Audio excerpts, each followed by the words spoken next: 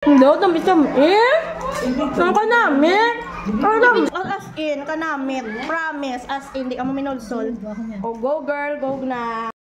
Dahil masarap raw at matamis ang langkang kinakain ng kaibigan namin, nainganyo rin kaming kumain ito. Tingnan nyo ang mga kamay namin sa langka. Ngayong buwan ng Marso, masasabi na natin na nagsisimula na ang jackfruit or langka season dito sa atin sa Pilipinas. Nakamamangha naman ang puno ng langka na ito. Hitik sa bunga, di ba? Yan dahil ang isang puno ng langka ay maaaring makaproduce ng 50 to 200 fruits per year. At kung ang tinaguriang the world's sweetest mango is the Carabao mango, also known as the Philippine mango, na matatagpuan sa Guimaras Island dito sa Pilipinas. Aba, di pa pahuli dyan ang langka. Alam mo ba na ang Eviorque is the world's sweetest jackfruit? Yes, ang the world's sweetest jackfruit ay ang Eviorque. At ang Abuyog Leyte is the home of the world's sweetest jackfruit, Eviorque.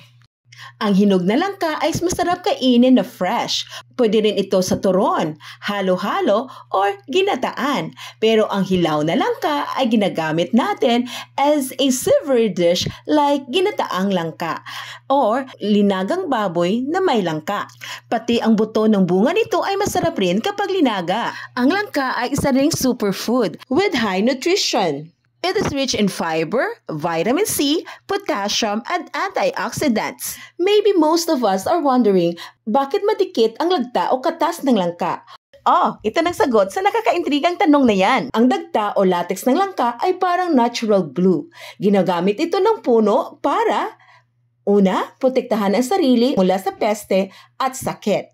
Pangalawa, magtapal ng sugat sa puno para self-healing mechanism ng langka. Kaya, bago maghiwa ng langka, lagyan ng matika ang kutsilyo para hindi dumikit ang dagta. Gusto mo rin ba ng langka? Hito, kain tayo! I hope you learned something new today. This is Rain's Chronicle, telling you things that matter. Don't forget to follow, like, and share. Until next time, bye!